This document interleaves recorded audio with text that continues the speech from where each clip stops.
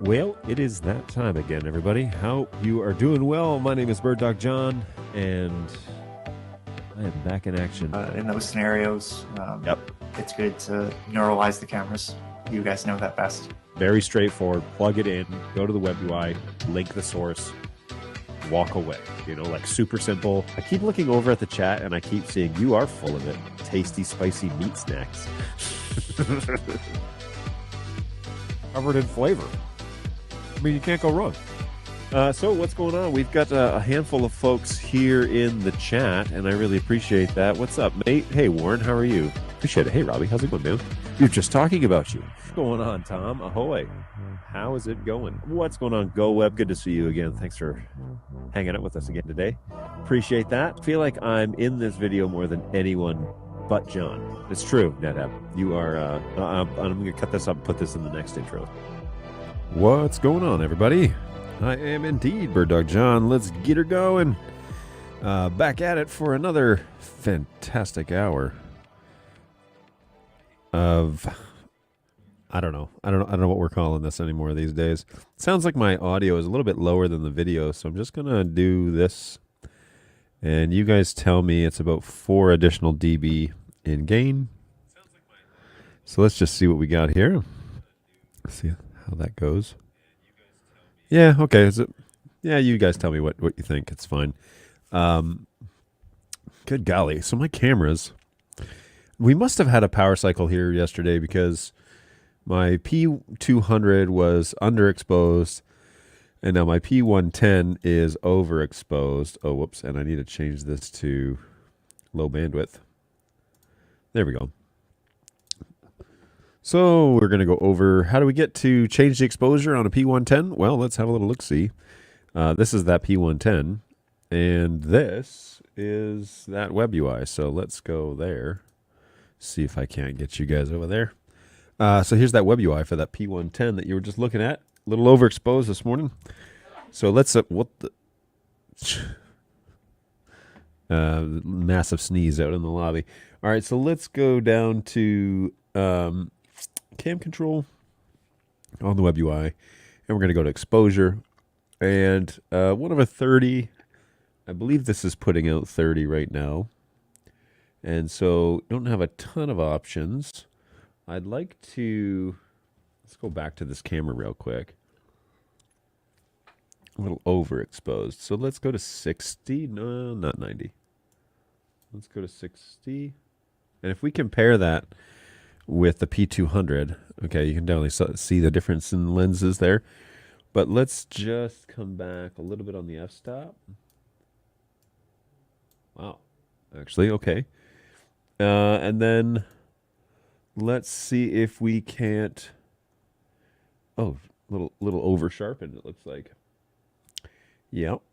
Noise reduction, that's fine. Saturation, hue, contrast. It's up pretty high. I mean, I guess to try, like you're trying to match this, right? Which is over contrasty.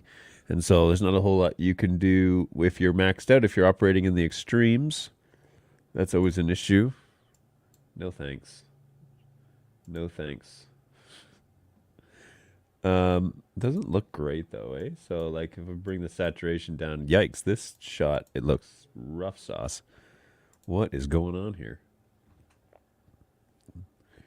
Okay, so let's do ourselves a favor here and start over because something's up. Not entirely sure if I have this on like oh, that's not so. Okay, that's not terrible. I don't know if I have this on experimental. Whoa, firmware or not. Who knows? So let's get me kind of lined up here. I like that a little bit better. Whoa, it's like one click is quite the yeah, it's quite the change. So let's all right, so P100 or P200, P110. That's okay. That's tolerable as far as I'm concerned. Randy says, "Hey, it sounds good on my phone." Hey, Randy, how are you? Let's see here, Mr. Nesbitt. He says, "Good morning, John. I finally got my hands on a P240. Excellent. For my testing in my environment. Any tutorials on how to use the Tally Light while using Streamlabs OBS?" Okay, so the thing about Bird Dog is we're all in on NDI, which means that you need to be sending the tally information over the NDI metadata. Now, to my knowledge, Streamlabs doesn't do this internally. And so if we were to perhaps go over to the birddog.tv/API, what you can do is you can program it to have a tally button. Let me look at the actual RESTful API. And, well, there's an interesting idea. Let's go ahead and open our trusty, dusty, faithful companion. Let's see what we can do about that. I don't know if that's been integrated or not. I don't think so, but let's have a little look. Let's see what we can do over here. So this is Companion. There's a new version of it available, so maybe we'll update one of these days.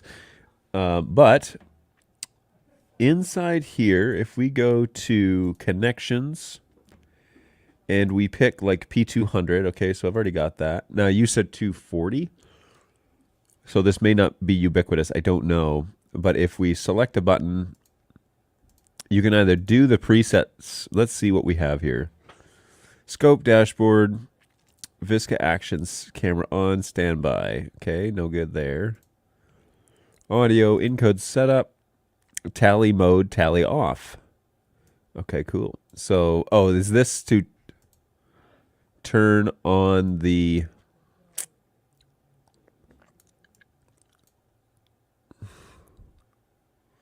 toggle P200. Oh, interesting. Is that to toggle the tally button on the web UI on and off? Because that would only then... nope, that turns on the tally light. Oh, you know what, though? That's my primary camera. So if I cut this over to something else... Oh, no, I'm in that shot too. There. Yeah, okay. So that is program preview out of vMix is what I'm seeing there. That's kind of nice, actually. And it also... Well, anyways, boy, that's a little confusing. Okay, so what that is this is turning the tally mode on and off, and then vMix is sending the tally commands. So that's not trigger tally is what you're getting at here. So let's see what else we have. Because there is an actual API command, I believe, that you can manually turn the tally on and off. So what is this? Discovery server on-off toggle? Why would you need that? Cam control.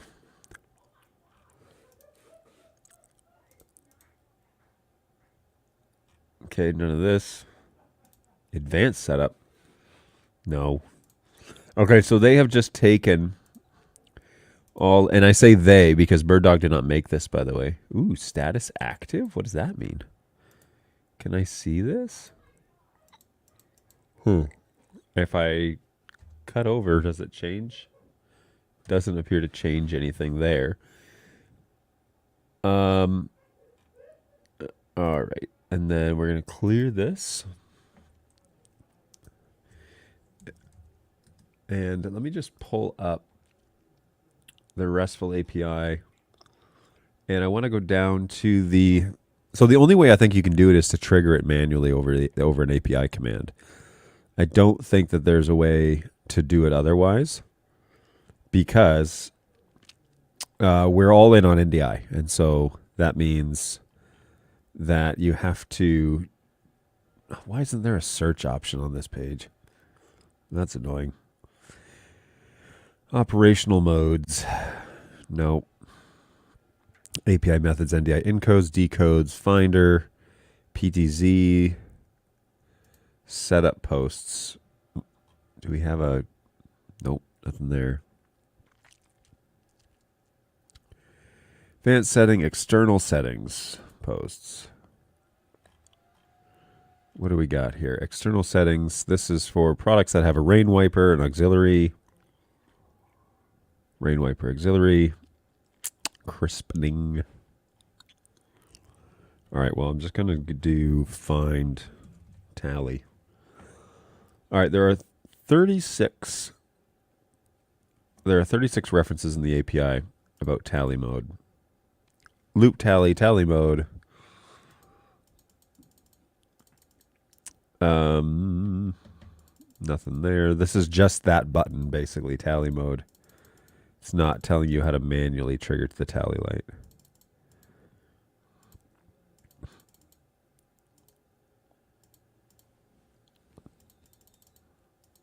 Okay, and I've been through them all. So it's not in the API menu, so I'll need to look and see if our guys have any internal conversations about how to do that. I thought there was a way because that's been a regularly asked question. But that,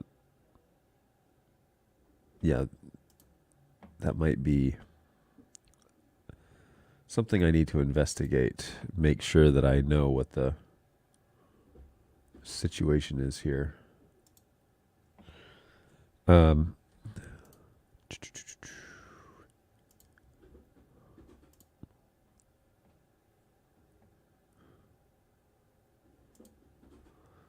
Okay.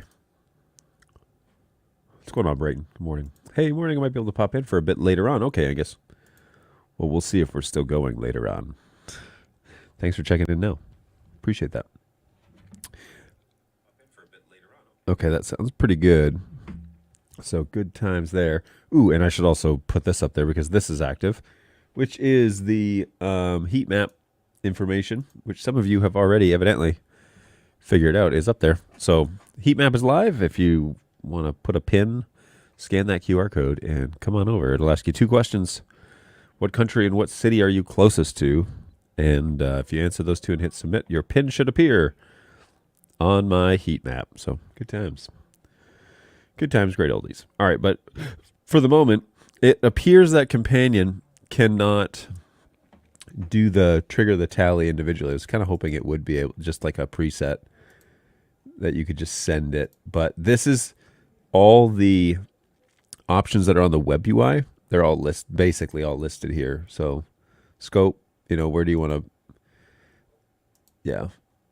There doesn't appear to be, they haven't figured that out. Now there's a newer version of, new stable version of Companion, which I have not updated to. So I may need to do that after the show. And who knows? I will check with my guys, though, and see what they say.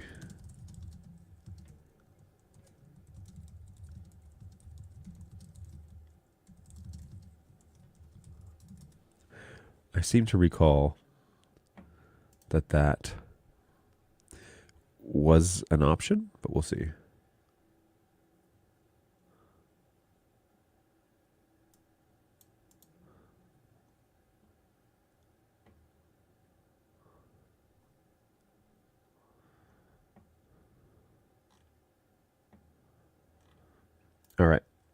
All right, back to the show here. See what we can do here. Okay, so we've been going through past couple of days. Oh, and there is definite snacks on stream. Oh, but I need to clean up that camera because I know it's looking at the wall. There is snacks on stream today, but we're going to do a dual snacks on stream, mostly because they both Brayton and Balu dropped off stuff, and one of Balu just came back from a trip overseas. He was over in Japan and a few other places, and so he had brought a whole bunch of stuff back that was really cool. But then he had put something in the mystery box last week, and I didn't know it. And so I'm like a week behind. So I need to do that. And then Brayton, who's in the chat, went to this market that's called Carnival Market here in Pontiac. And it's basically like a really authentic Mexican-style restaurant and grocery store. And so he got kind of walking around, and I guess he picked up something to try on Snacks on Stream. So we have a mystery box. Let's go this one, I believe. So yeah, we have a mystery box. And then we have these smoky ghost pepper puffs. And I haven't seen these in Michigan, United States. And something Brayton had said, you should check that where they package them. And so this says trademark of Frito-Lay Incorporated, Plano, Texas. But where do they package them? That would be the next question. But anyways, I'm excited about this because these seem spicy, and I have no idea what's in here. And so we're about to find out. And like I said, Balu just came back from like a international trip, so we're gonna find out what's going on. Anyway, so we got some snacks on stream that we'll do a little later. But we have been talking about microphones in a couple of lights, because one is for like interview style and how do you do it? How do you mount that, so that it's out of the way or it's not super obvious or whatever. And so I've even got a couple of different mounting options. And then when I was at home, I realized that I've been talking about these like Ursa strips, right? So this is Ursa tape, and it's a what do they call it? Hypoallergenic or whatever like that. So it's like safe for skin. I've noticed that when I offer this to people that are on stage, they I can't put tape on my skin. And you think like, really? It's just a little adhesive, and it's specifically made for. So this is hypoallergenic sticky strips. They're two-sided, and you can kind of like cut them and customize them to whatever size you want. So I bought a bunch of these a little while back. The first one that I've kind of been using here, that I've been holding up here on the show, has been the soft strips, the Ursa tape soft strips, and they're basically like, it says like moleskin or something. What does it say? Yeah. Stretchy 30 strips of stretchy moleskin using hypoallergenic sticky tape. They're just basically like a little felt pad essentially, but one side is sticky and the other side has like a little piece of fabric to kind of help with rustles, like the rustling of your shirt. The what I notice is that it works okay, but this is actually really great for taping to the inside of a white shirt. So if you were, for example, to take this microphone I have here, and what I would do with it is I would tape it lengthwise like this down the strip, right? And like stretch the moleskin around it. And then I would take that and I would tape that to the inside flap of somebody's button-down shirt. And you can make it short so it sits between the buttons, obviously. But you could have a sticky mount then that could fit and be tucked under a shirt. So you have kind of a natural windscreen from the air coming out of your nose, but also you could position it basically then right in the center of your subject, which gives a much a better rounded sound than a microphone that is clipped, kind of probably usually clipped a little bit higher. And also, like Countrymen are great. They're obviously in a different position where they're right in front of the mouth, but you actually get a lot of the resonance that's coming off of your subject's face, especially if you have a male speaker who has a lower register. If you position a lav mic on their right, like in the middle of their chest, basically, then you get a fuller sound of their voice. And so that's super helpful. So something like this would then stop the rustling sound between the shirt flaps, but it would provide the tape to do that. So that is the Ursa tape soft strips, and they've been all right.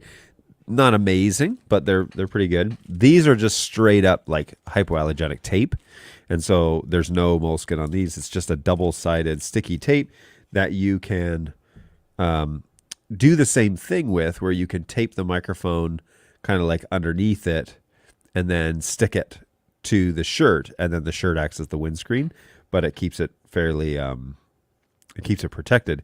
It doesn't help necessarily because it's double-sided sticky tape, so I feel like that's not as a practical use, but you can also use these then on those little circles that I use on this lav mic regularly. So you could cut this, for example, there's a little like divider right there. So you could cut it in half, stick your microphone to the front of that, and then take your cover and stick that on top of it, and then take that sticky piece and peel off the back and then mount that. And then that way it would have the natural windscreen that would help with the rustling of the clothes, but also then have a really strong adhesive on the back of it.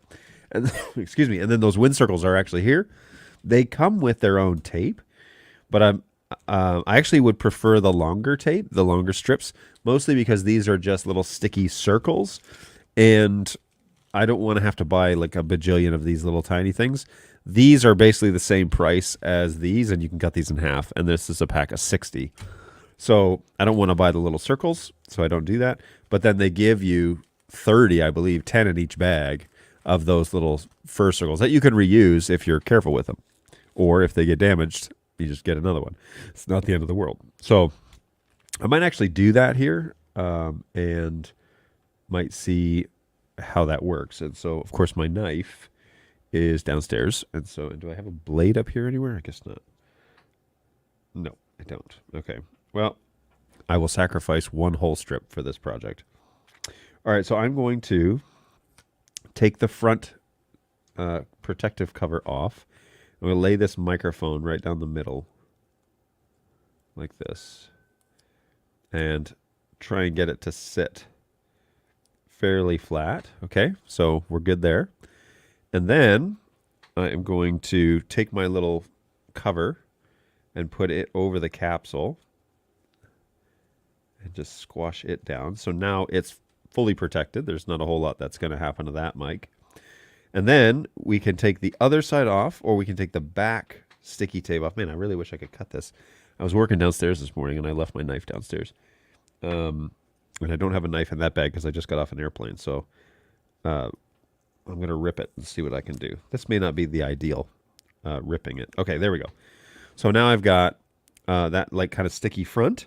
And then if I were to peel the back of that off, and how does that peel off, I wonder? It leaves you basically with like a very thin film, essentially, that you can use. There we go. All right, so now, I don't know if you can see that very well, but yeah, there's that like piece of tape, essentially. And so now it's just a matter of like mounting this to your body. So let me see if I can do that discreetly. But somewhere mid-chest, I guess. Somewhere close to that. And then you'd run your wire. You'd probably run this first before you mounted it to your talent, if you would. All right. And then pull that. Jeez, that's cold. All right, pull that through. Yoink. And you can loop it so it doesn't pull on their skin too much, but it is mounted like directly on me now. Now I'm wearing a really thick shirt here, so I have no idea what this is going to sound like. And this is my little Rode transmitter. So I'd power that on. Okay. And I have my microphone plugged in.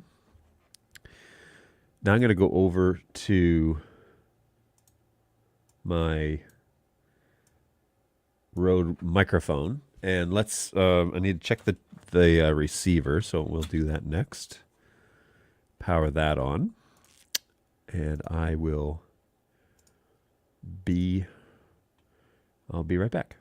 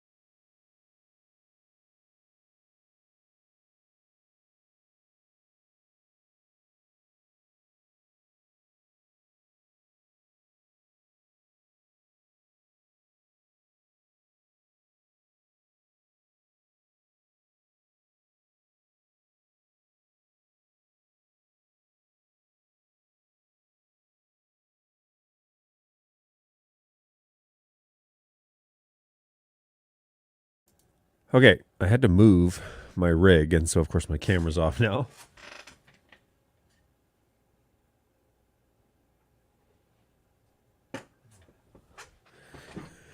Because the receiver is under that camera, essentially. So let's go, and I've got my transmitter on, my receiver on. I'm going to go over to vMix and see if we're picking up signal. We are.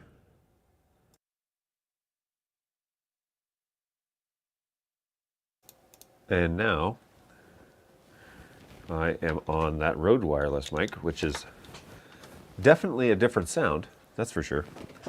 Let's get my phone and listen to that real quick. Yoink. All right. So I'm going to go back in the stream because the receiver is under that camera. Is it? And now I am on that Rode wire. Okay, so it's a fairly big difference, obviously, between the two, but the mounting option is way more subtle. So we're able to, I'm going to take this out of my ear. So I'm able to like remove most everything out of the frame and mount it underneath my clothing, essentially, and then operate like a real deal. So I love the fact that it's out of the way. I don't care, obviously, for the image quality that it brings, and I know that it's not preferred given the options that I have around here. But this little tape stuff, I mean, it's fairly inexpensive for what it is and for how much you get. If you were doing productions daily, it would be a little bit different, but just the straight up, my favorite combination so far is this tape. Okay, so it's a little half piece of tape like this with one of these little fur circles sandwiching that microphone and then sticking it directly to the talent. And that seems to be like the most, the quickest and most efficient way. Of course, it matters who your talent is. So some people, guests, they may not be comfortable with that. If this is you yourself, you can manage that. If you're in a bit of a production, hang on.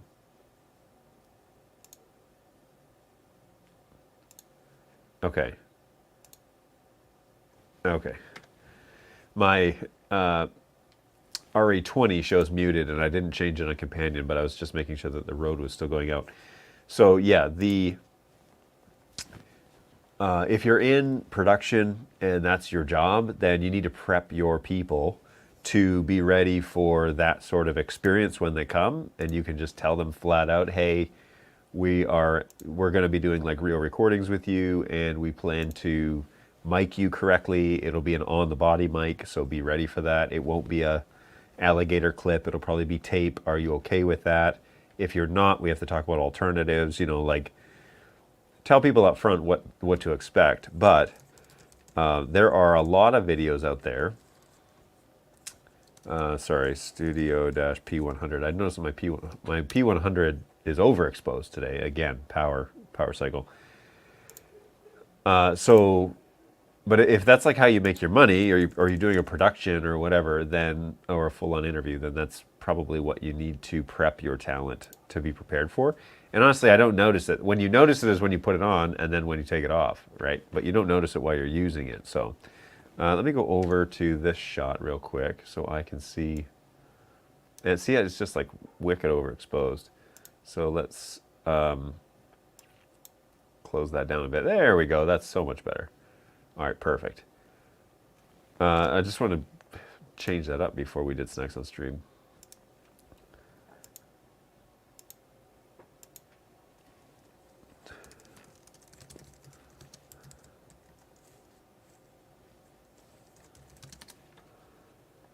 All right.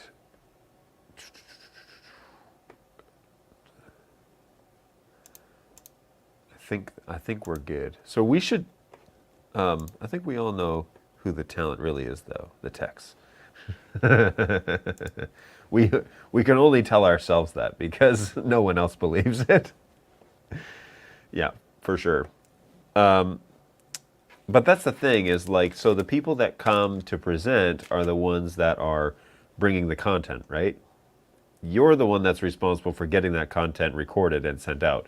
And so when, especially people who present a lot, they get really comfortable with the way that they do things. The issue is that as audiences get bigger, as messages get bigger, more important things, you want the technology to be less obstructive. And so if you have a keynote that really likes to hold a handheld, that's great, if it's a small group of 20, 30 people, maybe it's not a big deal because if the microphone's out of position or he's not using it correctly, they're still going to pretty much be able to hear him.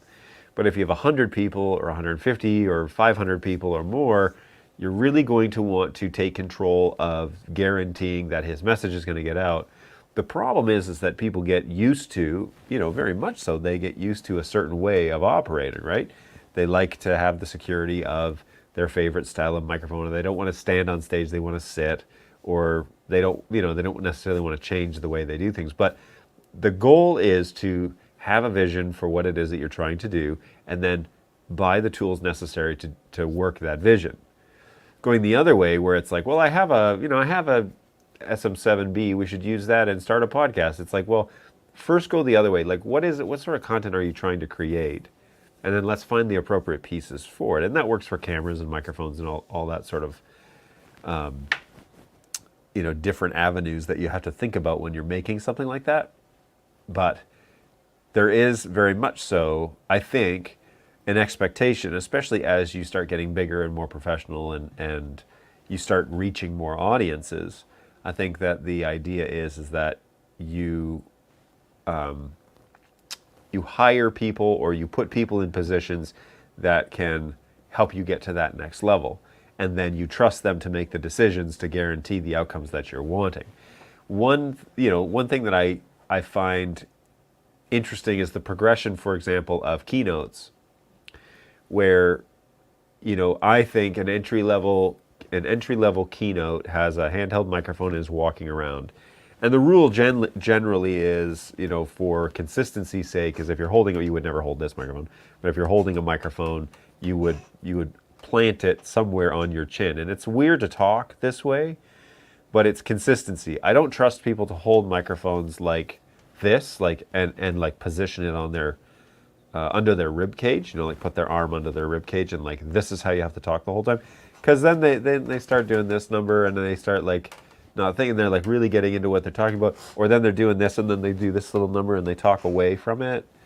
And it just doesn't work very well in terms of consistency. And so the technology becomes a distraction to what it is that you're trying to achieve. It doesn't become something that you can rely upon, really.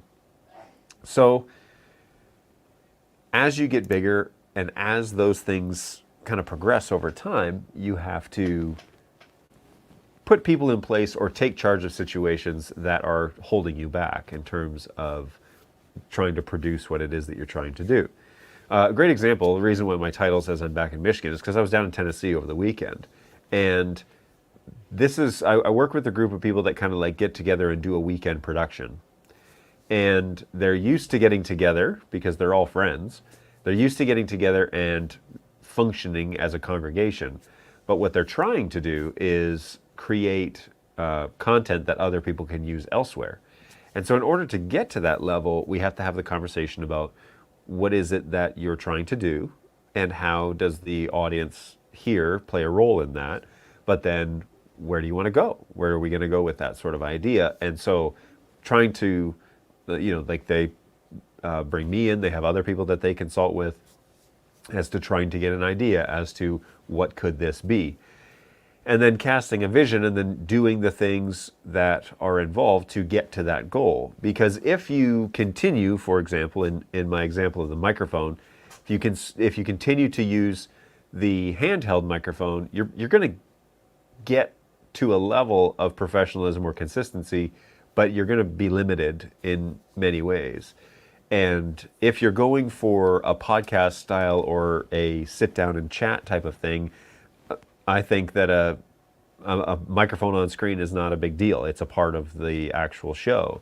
But if you're trying to draw attention to the way that you're presenting something and if it's inviting people to think or to become part of the story or what have you, or place themselves in the story, you need to start removing things that are in the frame that are distracting. And so if you have things on stage that are drawing people's eye away from them, you at least need to have the appropriate camera to pull people away from staring at those things. So things in the background with, lettering and everything's in focus. So one of the issues that we addressed early on in my consultation with these folks down in Nashville was the stage is set beautifully. We have to draw attention to the people that are participating in the weekly production. And so we need to provide context and what the place looks like, totally fine. But when it's time to listen to the content and engage with what's happening, I don't want that stuff to be in focus. I want the speaker to be in focus, right? And so you're drawing the audience into the thing and not letting them kind of veer off into other paths. So same thing here. It's like, well, if I have a microphone that's in front of me, and churches do this, for example, that they have a podium microphone, right?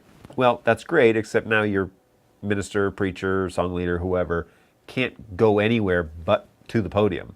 And a matter of fact, the culture gets into a place where if they were to go anywhere else, that would be odd for them to veer outside of that podium. And when you're engaging in public speaking in many ways, not exclusively, but in many ways, movement is such a huge deal. Just getting up and holding the edges of the pulpit and talking is really disengages a lot of our visual, non-verbal communication that we use as humans. And so to engage on that level is fundamental in delivering your message. So things that are getting in your way of doing that need to be heavily considered. And I think a microphone, a lav mic, that you can wire up and put on a pack or something that gives your speaker freedom, first of all. I don't have to hold anything, and you're capturing my entire voice. If you're doing interview stuff, like an actual boom mic might be beneficial. Again, you need the appropriate place to use it. Ideal for outside, not necessarily ideal for inside, because you're going to hear a lot of the echoing. And if you're in an interview situation, then I totally think it's appropriate because people expect you to be talking into a microphone. And so if you're interviewing or podcasting or doing anything like that, I think it's easy to consider and appropriate to consider having higher quality microphones that require to be in the frame. So right now I'm using the X-Vive LV2 with the Rode Wireless Go transmitter and receiver. And that microphone is taped. You can go back and check that out. And it's taped with Ursa sticky tape and one of their little fur covers. And that's been working pretty well. I actually am monitoring it in my ear but it's slightly delayed, so it's a little jarring to listen to. The other thing that I bought last week, which we talked about, was a little magnet mount for the lav mic. So you could, for example, rig up the little microphone with more of a permanent sticky back situation, and then you could attach it with a magnet mount to pretty much any article of clothing. Still ideally would like this to be under clothing, unless of course it's a form-fitting shirt or if it's like a woman's blouse or something like that. That's not going to work because you're going to see the wire, you're going to see the mount.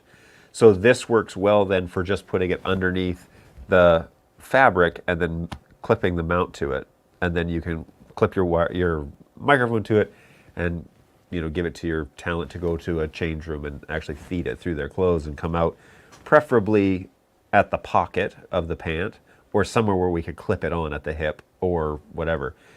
I did notice the other day I was watching kind of like a behind the scenes of a weather broadcast, and this is a pretty common practice, but it was fun to see it in action, that they used basically like a band that wrapped around the calf muscle of the on-air talent. In this case, it was a woman wearing a dress, but it was like a one-piece dress, so there was nowhere to like hook in the transceiver and everything. So they wrapped her leg with what looked like just like a medical bandage, but like a tight one. And then they clipped the pack on there and they just ran the wire then through her clothing and then just clipped it onto her collar. So I thought that was fascinating because you could basically make a rig and attach it to their ankle or their calf muscle. In this instance, it was attached to the top of the calf muscle. So on a leg, it's kind of a rounded muscle group. And so you would wrap it kind of above it and then to the middle, and then you would attach the pack to the top of the calf muscle so that it's kind of resting a little bit on a slight angle, but it's not going to slide down the person's leg as they're walking around or trying to present. That would be super distracting and awkward. So it looked like it was a pretty tight wrap, but then they had attached the actual transmitter to that, which would totally be doable. I mean, I should totally do that here one day. Is well, like wear a pair of shorts and do that on screen, because that's a cool method to do that, and maybe an option if you have talent that doesn't have pockets or doesn't have a convenient place. But now I always have a clip, like I always have a jean pocket here, so it's no problem for me. But good stuff. All right, rant over. What's going on, Balu? Hopefully you're doing well. Are you checking in? I know you were getting your car worked on today, so are you checking in from there or no? All right. I want to go ahead and run Snacks on Stream because we got some stuff to get through today, and some of this is new, so I have no idea what to expect. But let's have a look. Don's just making up stuff to start drama. Look, I don't know. Look at him. Wish me luck, folks. It's my first Vegemite experience.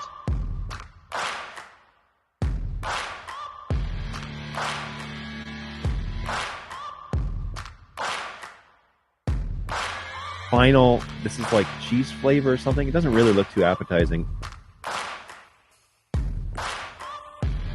Good golly, this is something else, man.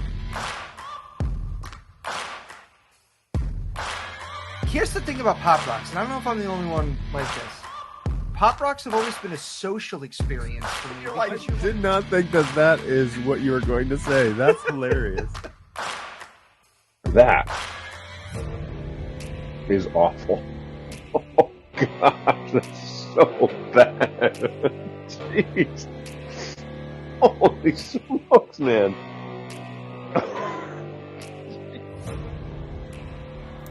Yeah, good times. Good times. Snacks on Stream. We are always doing something different. And today, a couple of options here. We're doing a back-to-back Snacks on Stream. We've got Cheetos Flamin' Hot Smoky Ghost Pepper-Flavored Puffs. That's a mouthful.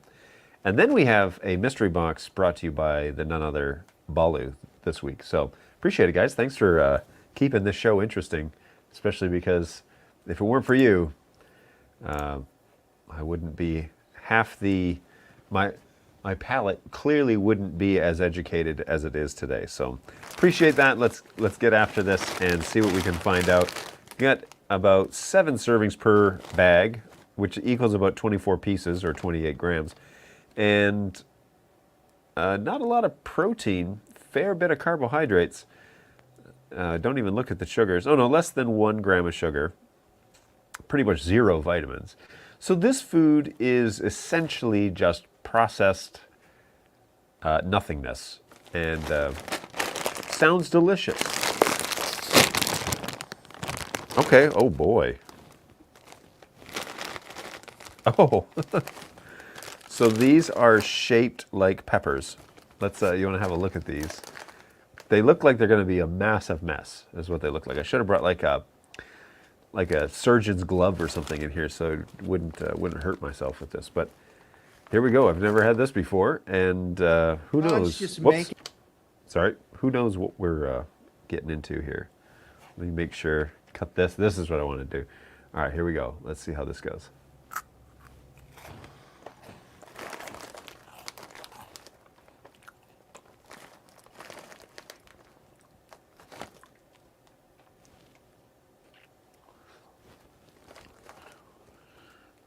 Okay.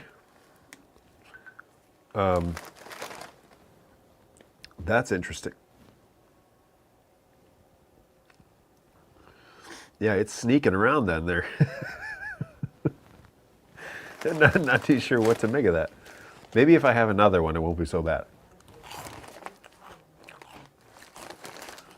These remind me of something.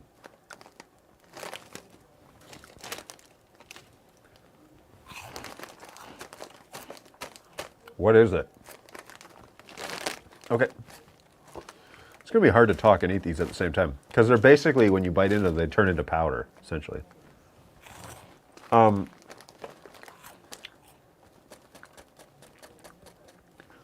Man, these remind me of something, like, I've tasted this before. Now, I've never had these, but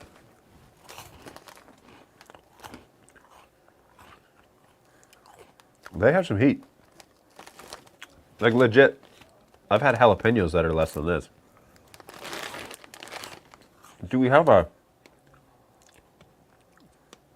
enriched cornmeal, vegetable oil, less than 2% of maltodextrin, made from corn, spices, including ghost pepper chilies, potassium salt, citric acid, onion powder, salt, monosodium glutamate, yeast extract, cheddar cheese, milk, cheese clusters, salt, enzymes, tomato powder, sodium something or other, corn syrup, and then artificial color red 40 lake, yellow 6 lake, blue 2 lake, yellow 6 and yellow 5, whey, sugar, natural flavors, including animal ingredients.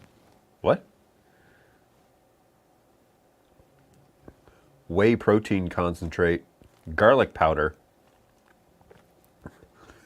buttermilk, disodium something, and disodium something else. Contains milk ingredients, by the way. Yeah, I read milk like 4 times in there. Okay, well, where there's smoke, there's fire. Puffs with smoke and heat. They are like, they're not hurtful, but they're not American hot. And you got to be careful because they tend to want to sneak down the wrong tube. Cool. Woo, I'm here. Hey, Angus, how are you? What's going on, Phil? Good to see you again, man. Good afternoon. Ooh, those look tasty. Yes, they are. Surprisingly, there's a lot of them in here. So we found these at a very authentic Mexican-style restaurant, which is over here in Pontiac. I was very impressed with their food. If you're ever in the Auburn Hills, Pontiac area, look up Carnival Market and go to the big one, because it is basically a grocery store with a really great... All right, there it is. I told you talking was going to be hard. Just like what... Yeah, there it goes. Oh. All right, hot coffee. This is a recipe for disaster.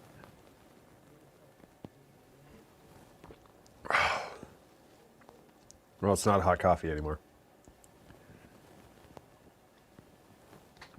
Yeah, okay. All right. These are pretty good. I really like them.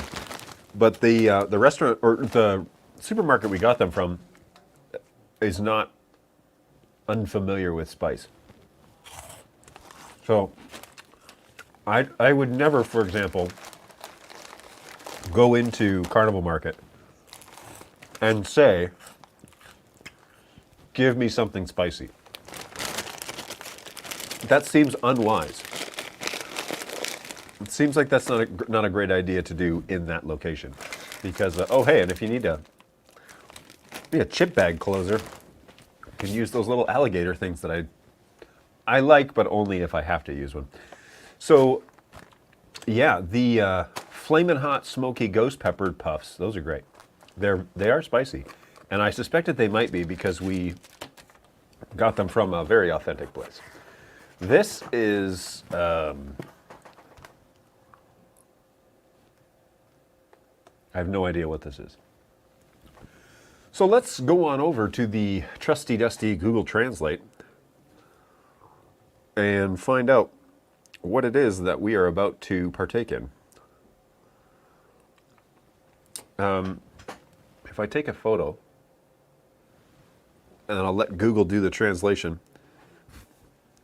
It makes the store smell nice. I think it would be cute if Donkey's Baked Sweet Potato became a gem. Developed from that one word, a small...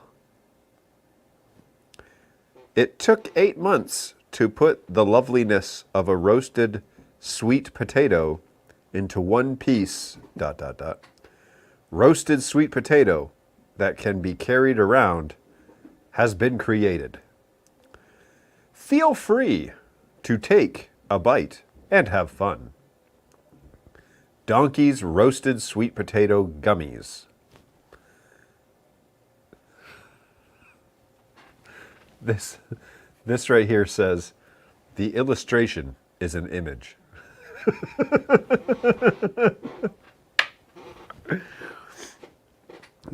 Donkey's Baked Sweet Potato Gummies. Huh. These are Japanese, which is where Balu has just recently returned from. Feel free to take a bite and have fun. It's always the best when roasted sweet potatoes can be carried around. You should feel free to take a bite.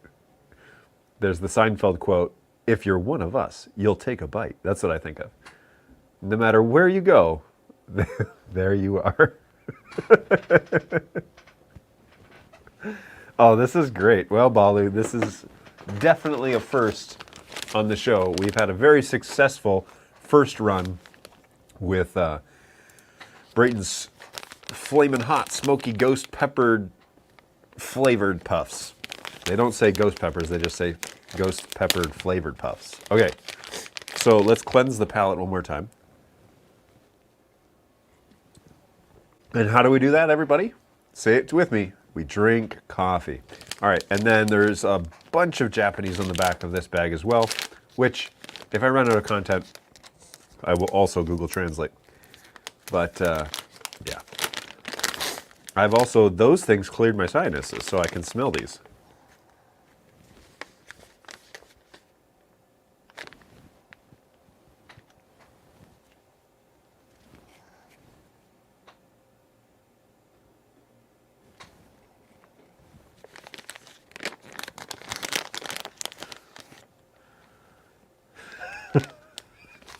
First of all, this does not look like a sweet potato.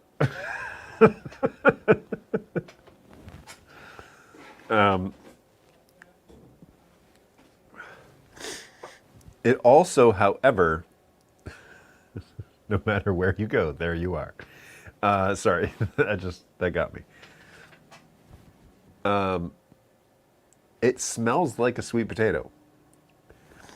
And evidently, if I'm not mistaken, according to the package, it took 8 months to put the loveliness of a roasted sweet potato into one piece. This took the company 8 months to make. This. Now, what they don't tell you is they're making these by the bajillions. All right, here we go. Ready? I'm not ready.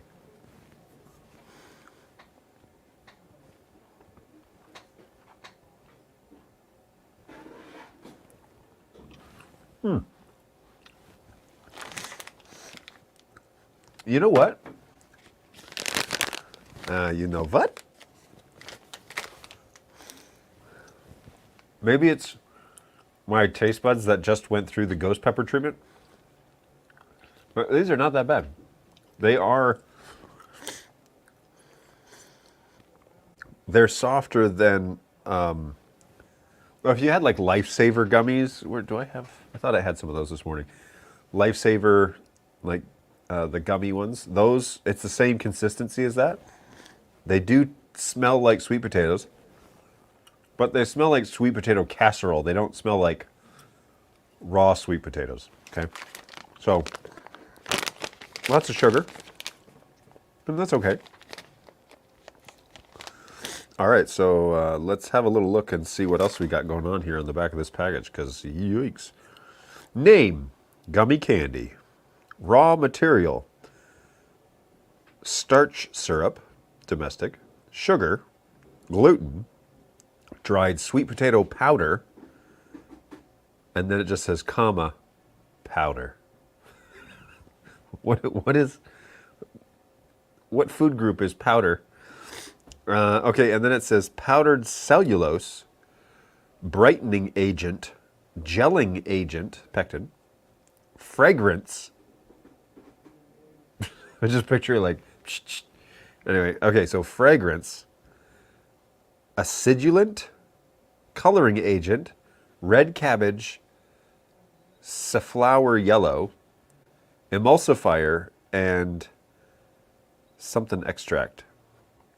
Internal volume is 60 grams. The expiration date is, quote, written outside the frame on the upper right side. Oh, okay, there it is. 24/6/30. So what is that, June of next year? Save methods. Please store away from direct sunlight and a place with high temperature and humidity. And then it has the manufacturer in Tokyo. Allergens contained in this product include those equivalent to specified raw materials, gelatin. This product manufacturing factory produces products that contain walnut, wheats, eggs, milk ingredients, almonds, oranges, cashew nuts, kiwi fruit, sesame seeds, soybeans and chickens, bananas and pork, peaches and apples. Wow, what a factory tour that would be. Jeez. 185 calories per bag.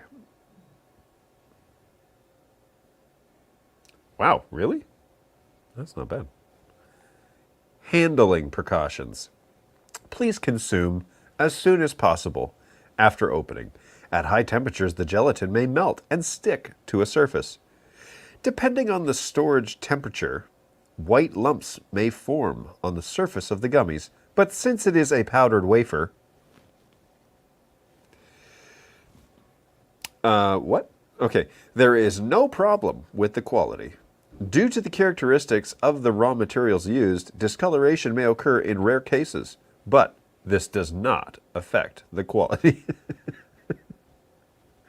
Bird Dog John may have discoloration, and it may occur in rare cases, but it does not affect the quality. We make every effort to ensure that our products are safe, but if you have any concerns about our products, you can jump in a lake. No, please contact us at the number below. Well, actually, that Google translated pretty well. And the dramatic reading, I think, really brings it all together. So, well done. Actually, this is pretty good, if I say so myself. And if you're a fan of sweet potatoes and you find yourself in the region of Japan, pick yourself up some donkey sweet potato gummy candies.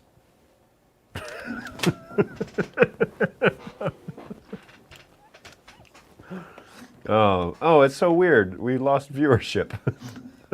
Went from like 14 people registered to 9. It wasn't as riveting as I thought it was. Fair enough.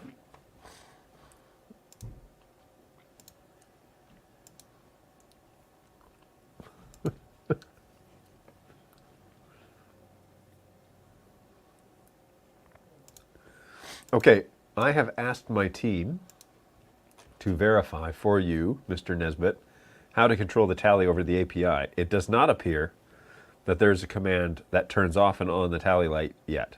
I know I've asked for it in the past. I thought it was done, but it's not. So tally information still has to go over the NDI metadata. And there are programs out there that do that natively. I wonder... Well, anyways, I wonder a lot of things. But I suspect that's coming. If StreamYard OBS or Streamlabs OBS doesn't do that yet, it's probably in the cards because they've been integrating with NDI for quite a while. Now it's open source, so who knows when that will officially happen because they're not obligated to do any of that. But that would be very convenient if they would arrange that somehow. So there you go. So you'll need a program like vMix, which is what I use, or Wirecast, or a TriCaster. But one of those programs sends NDI tally metadata back to the camera, turn on the light. So for example, the P200 is currently being shown, and that is the light that's on, it's red. And if I switch my camera to the P4K, that tally light now turns green because the 200 has been switched to the preview. So not too sure why none of my tally lights are working. I had to manually turn that on, and I don't know if maybe I've had a preference in the past about that. I don't think I did. But let's go to, oh, there's a faster way to do that. Yoink. Cameras, P4K, configure sources. Takes me right to the web UI out of vMix, which is very handy. vMix, well done. That's very convenient of you to add that feature. And then we just go over to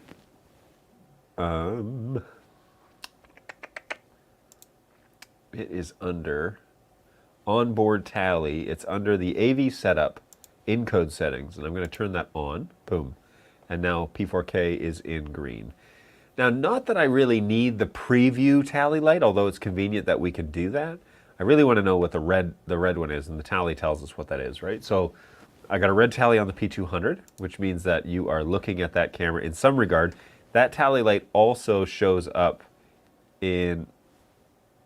Wait, how did that happen? Is the playlist on? Oh, the playlist is on. So the P200 has a red tally light on right now. If I select though screen 5 or output 5, which is my desktop, the tally light stays on because the P200 image is still being shown in vMix up here in the top corner. And so I know that that camera is on. If I talk to that camera, I'll be looking into, looking back at you basically if I do that. But it also includes my desktop, which, hey, there's the little heat map that you guys have been filling out for me. I really appreciate that. Here's that QR code if you'd like to participate in this. Basically, it's just a 2-question survey that says, what country are you in and what's the closest city? And if you hit submit, your pin will appear on this map. So do a little heat map experiment every time we go live, and it's fun to just kind of see where everybody is. So it is the tally information then is coming out of vMix and is going to the camera. So if I load, for example, the P4K, which is in preview 3, the green lights on the P4K turn on. And then if I cut over from P200, which P200 and desktop, over to P4K, those lights then turn red, and the P200's lights turn green.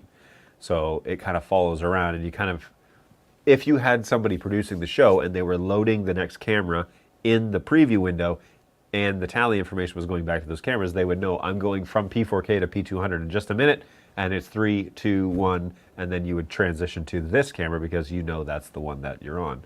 So tally information is very convenient, to say the least, but you have to enable it on the cameras. Now, the same thing with the P110. So I've got this camera, but the tally light, the Mohawk light, is not on. So we're going to go back into vMix. We right-click on that source, okay, P110. We go up to Configure Source, which is at the top of that list. And then I'm going to go to AV Setup. I'm going to log in with my password. And then I'm going to say Onboard Tally On. And now the Mohawk light is red. So that's convenient. We hit Apply.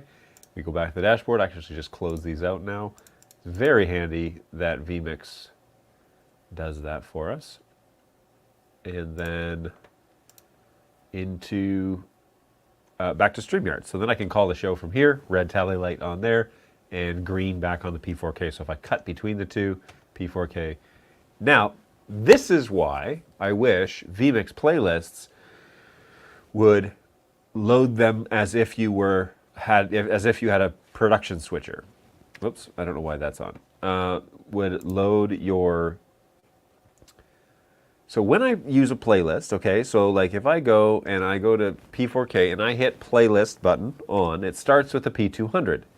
And it goes through P200, P110, P200, P4K, P200 full grid, and then back to the beginning of the list.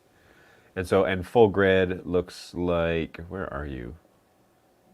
Oh, did I get rid of it? Outputs, there it is. So full grid looks like this, but it just goes through that list and shows each of the cameras. Well, what I want to see is when I turn on playlist on, and I'm cycling through these cameras, I just want a checkbox that says load next camera in preview. Because the next camera then is camera 2, and so that would be my P110. And so when the playlist goes through, it takes like a minute and a half on the P200, but when it switches I would want my next camera that's coming up to go into preview, right? As if the show is being actually produced and video switched. So I haven't submitted that feature request, but I know lots of people use it in that function. So you would think that that function might be coming. Maybe it is, and I just haven't seen it. But it says manual mode, clear overlays, begin from selected item, and loop. Those are the options inside a playlist. So we're still on P200, waiting for that first camera to change. And given the tempo of my show, I find that somewhere between 25, hey, there we are, red tally light on P110. I find that the tempo of my show adheres to about a 20 or 25 second, 25 or 30 second, switching to a B camera for about that amount of time. And what I tend to do, what I've decided, just myself, whether or not it's the right call or not, is that I continue to talk into the P200 so that whatever camera it goes to, and the next one will be the P4K, whatever camera it goes to, I'm just continuing to talk here, and it gives you context. So that last shot, I don't then pivot and talk to this camera, but I just go here. But the next camera up to bat is the P4K, and right now in the preview it's showing me the P110. So if I were to sit somebody down in my studio and say, all you have to do is talk into the camera that's red, well, then they would think the P110's coming up next, and so they would be prepping for, all right, I'm going over to that camera in a minute. But instead, it's going to switch to the P4K because it puts the previous camera into the preview window in vMix. And there's no way to tell it, look at the playlist for the next camera and put that one in preview. I don't know of a way. If you know of a way to do that, or if you know of how to get a custom script or something to do that, let me know, because I would really like to know how to do that. That would be great. It sounds like to me a central control flex macro pro.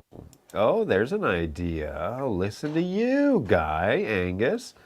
That's an interesting idea. Hello from Warsaw, Poland. What's going on, iPhone? Good to see you again. Welcome back.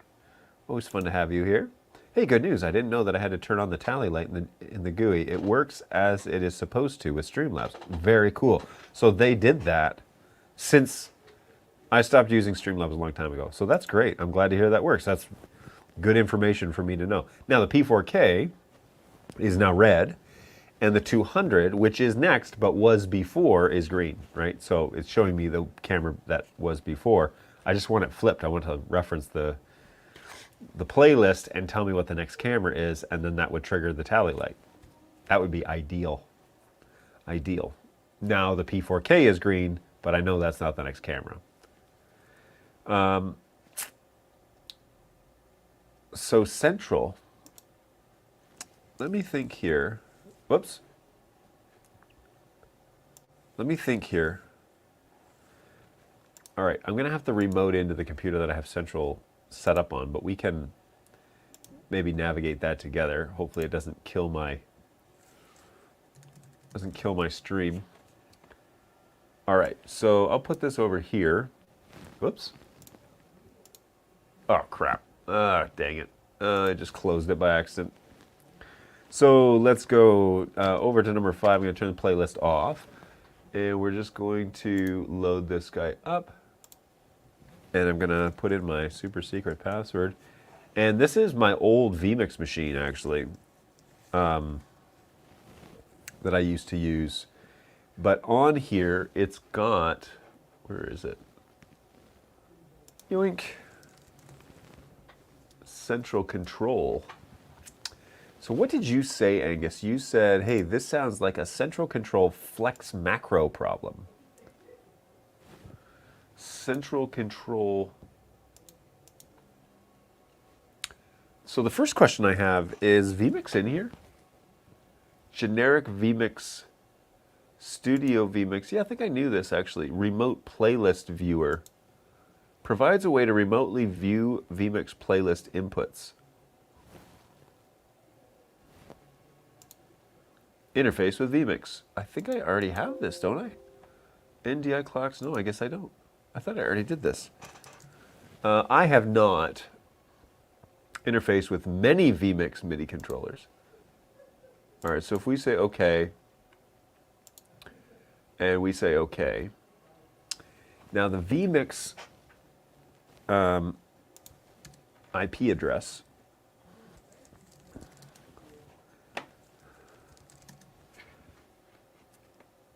is going to be 1102. Whoopsie. Oh no. Cancel that.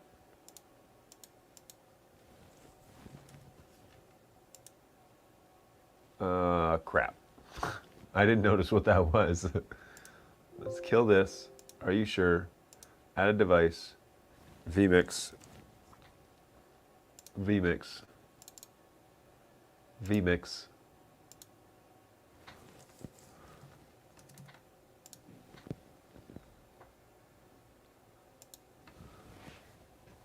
Oh boy. Okay.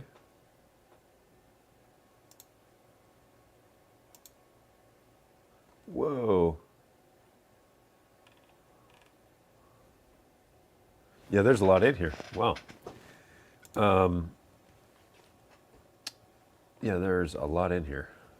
Okay, so I need to fumble through some of this and figure out what it is that we can do with that. I'd also be interested to know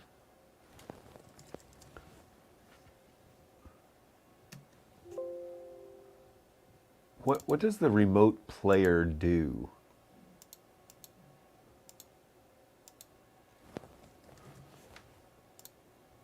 Viewer port?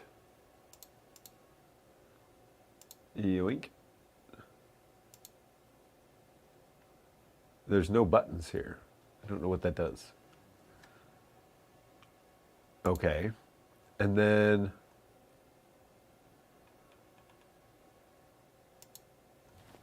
what's the other one that's in here? Generic vMix MIDI controller. Control. Oh, that's cool. That's cool. All right, so we can do something with that. Yeah, let me think about that. Because it's another layer of integration that I would need to figure out. But again, one day I'm hoping vMix can do this themselves, but until that day, we'll have to figure out a way to automate it.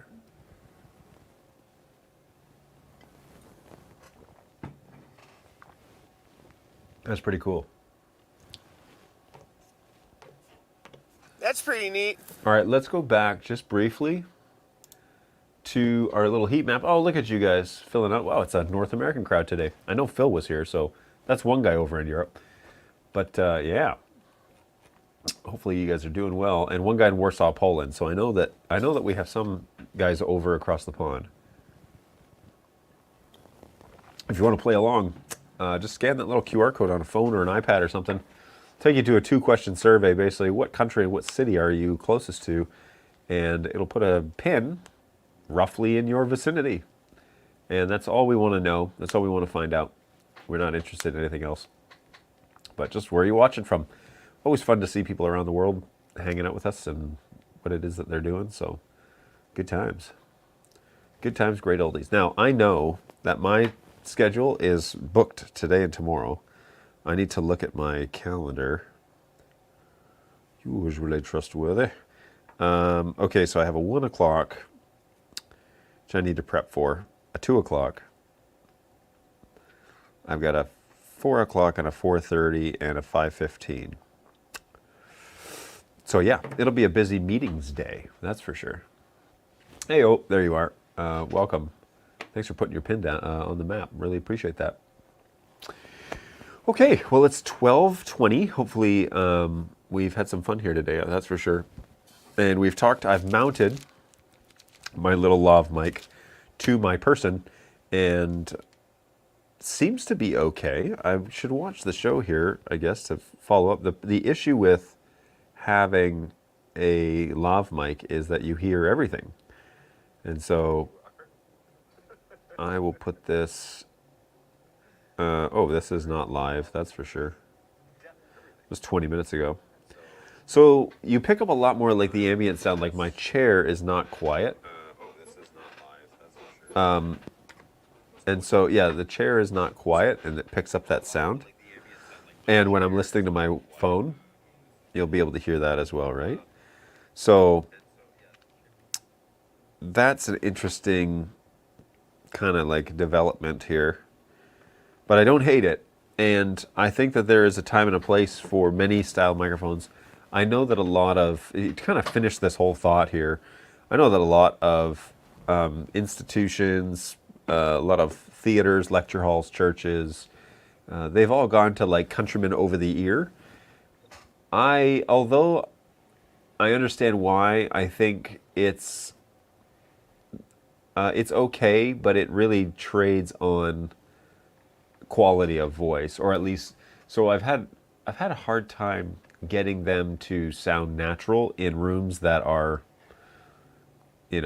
poorly designed, we'll say. So I think Countryman's work really well in rooms that are tuned for specific that sort of purpose. But when you have like more of a multi-purpose style room, then it doesn't work as well, and you need something that's maybe a little bit more versatile. So it sounds much better than the NTG2.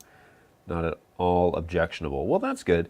I have mounted this a little bit differently. So the other day I was using a little magnet mount, which seemed to work pretty well. But today I've used an Ursa tape, and one of those little fuzzy balls from Ursa, and mashed them together basically, and then stuck it on my person. So I think that because it's actually like on my skin, it's picking up more of the resonance of my voice than it was when it was just clipped onto my, like behind my sweater. So I wonder if if it's not objectionable. That's fantastic. It's nice to hear. But yeah, we definitely mounted a little bit differently, and I like it. Now I'll need to put headphones on and listen to it tonight. But, as a backup option, it seems to work pretty well. So, yeah, I don't mind. Of course, nothing is quite the same as the RE20, but that has a totally different function altogether. I do like if I were to present, for example, I would like to not have a microphone in front of me. I'd like it to be nice and, unobstructed, we'll say. And I like that idea for when you're producing content.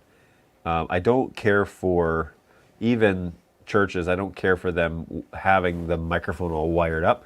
If you're going to do a Countryman, I would much rather see more headsets than over the ears, because the headset will help keep it like locked in place, and so that when you move around, it won't constantly like work off of your ear. I've got a couple of friends that are ministers, and they are constantly fixing their microphone. And it's fine in a live environment, but when you're recording it and you're constantly touching your microphone, that's not good. So, and actually I think they do that more unconsciously than they do consciously. They certainly don't do it on purpose, because if we've told them, hey, it's not great for the recording, they wouldn't do it, but they're doing it and speaking and kind of going through the motions, and then definitely fixing it without thinking that rustling is going to come through on the recording. So I have one minister who I end up just taping behind his ear. So I take a little piece of medical tape and I tape down the Countryman behind his ear, and then he can move around and it won't, the actual string or the wire doesn't pull it out of position. But I have another guy that just cannot have tape on his skin, and so we try and alligator clip him and everything, but yeah, sometimes that doesn't happen. So we really got to get into a routine of like, when you arrive, we do this, we do this, we do this, and then we do this and we do this, and then we're ready to go. So getting processes in place will really help things go smoothly, I think. Sounds great. Nice full sound. Well, I'm glad to hear it. So it makes me wonder then, if that's how you guys are feeling, then it makes me wonder about the little alligator clips that came with it. Because I had this alligator clip, and I can show you this as the overhead. So it's a little hard to see because it's not super big. But see, that alligator clip has that tiny wire, that little wire holder. So the X5 II came with that, and you can push the wire down in there and it holds it very still, but it doesn't protect it at all. You know, and you can put a windscreen on it, but then it defeats the purpose of it being so small. And I really like this because it's protected against my clothing, but it's also, you know, doing a pretty good job of picking up. Let me just listen. Because it's protected against my clothing, but it's also... Yeah, so it's definitely protected, but also then picking up more of my full range. For a lav mic, I feel like that's pretty good. So that's cool stuff. Okay, well, one more time, let's head on over to the trusty dusty heat map. Appreciate you all checking in today. That's always been fun. We always have a little game that we play where you fill out the two question survey, and it puts a pin on the map for you, and then we can see where you're hailing from. But it's always a pleasure to have you guys along, and we are on to almost 12:30, so we will wrap it up and say our goodbyes, at least for today. So Tuesday, I'm back in town. I was away for the weekend. Did not obstruct this show at all, but we're moving along here.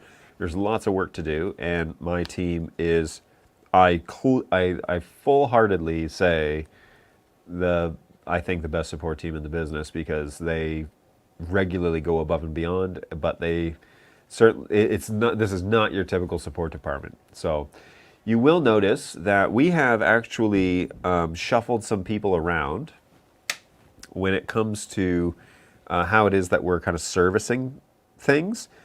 So we have shuffled some resources internally in my department around so that we can handle things a little bit better. But one of the pieces that we have to trade off on is the ticketing agents and how tickets get distributed and what the expectation should be. Now, we've increased the wait time on tickets in preparation for the day where there's just so many tickets we can't get to them every day. That day is not today. And so if you have opened a ticket recently at the beloved email address, say it with me now, help@birddog.tv, and you've noticed that initial email response back now says 5-day response instead of 2-day response, that's not literal, all right? We will do our best to get back to you as soon as we are available. But what's happened is we've moved an agent out of ticketing and into more of a behind-the-scenes type of guy who can help us get answers on complex tickets. Before, we didn't have anybody helping in that regard in our office, okay? We had resources in Melbourne, but they're asleep right now. So we moved a guy over to do that and put all of the tickets now back on just a couple of agents. There was 3 of them, and now there's a team of 2. That is their primary function every day. So we're not there yet where we have a wait list, okay? When you submit a ticket, it gets assigned kind of automatically through my system to an agent. And their job is to try and get through as many as they possibly can. And so that's what they work on all the time, and we are not even at the threshold of those tickets yet. So don't let that scare you if you see that change and think, oh my goodness, it's going to take them a week to get back to me. No, it's not going to take a week to get back to you. It is there because in the event that one day we are going to have a flood of tickets and launching new products or new firmware or something like that, where there's no announcement, by the way, but something like that, we want to be giving realistic expectations. Now, if you submit a ticket, here's my theory. You tell me if I'm crazy. Wait for my theory, though. So here's the idea. If you submit a ticket and somebody tells you, hey, I'm going to respond to you in 3.5 days, you think, wow, that's a long time. And then they get back to you in like 6 hours. How do you feel? You probably feel pretty good, maybe neutral. Maybe it's like, okay, cool, they got back to me quicker than I thought. If I told you, hey, I'm going to get back to you in 3.5 hours, and it took me 2 days, how are you going to feel? You're probably going to feel like, hey, you should adjust your expectations here, right?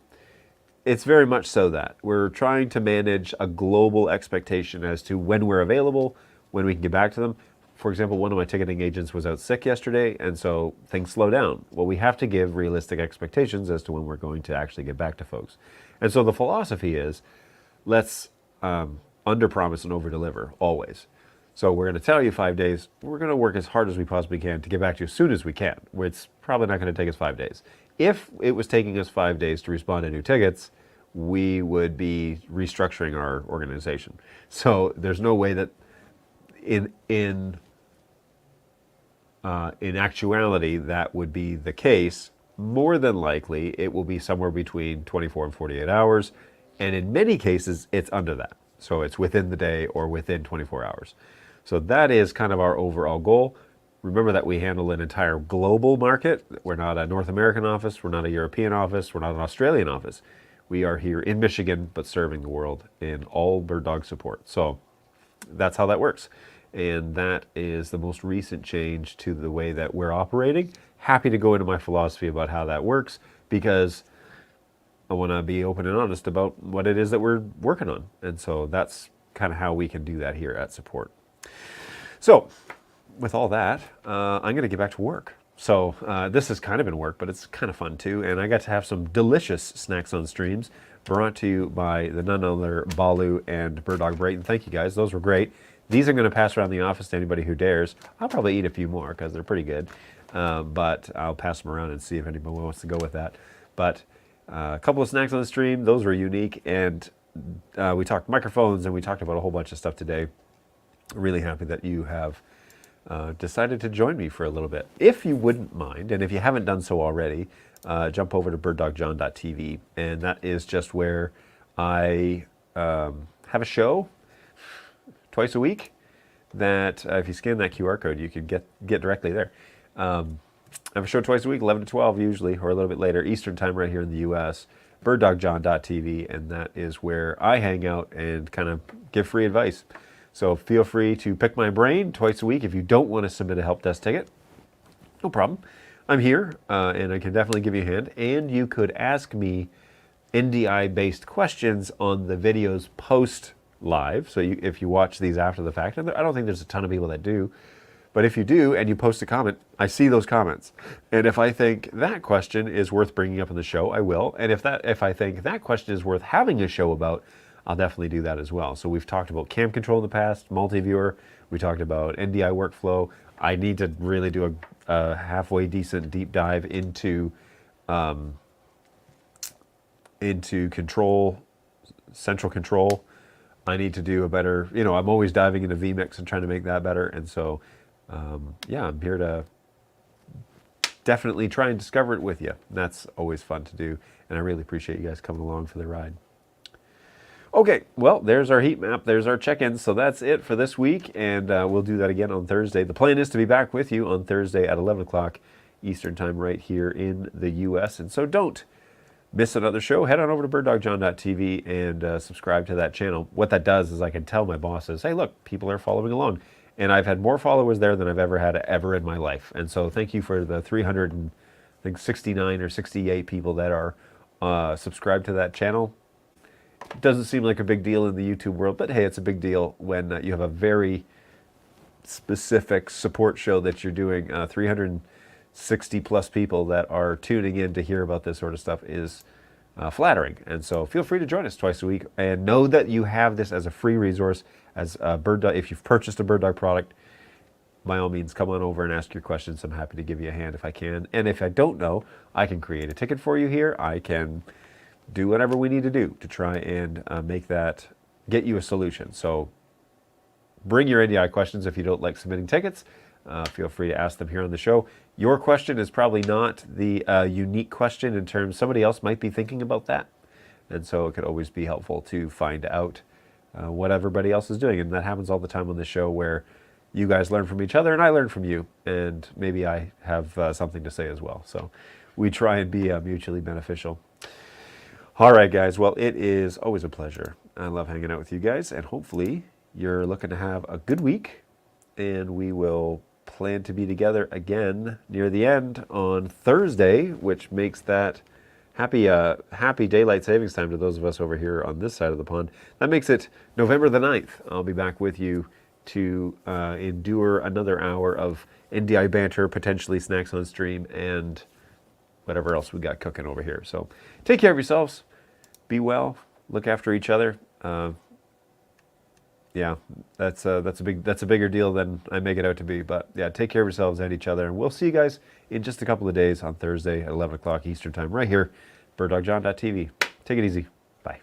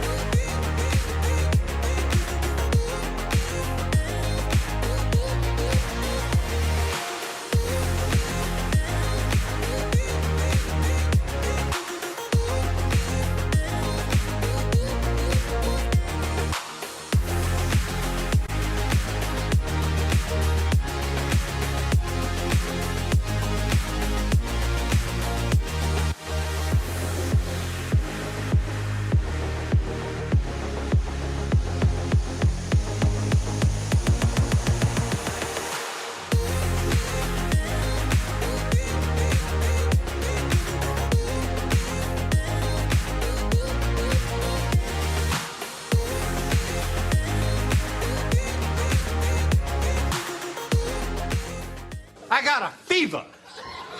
And the only prescription is more cowbell.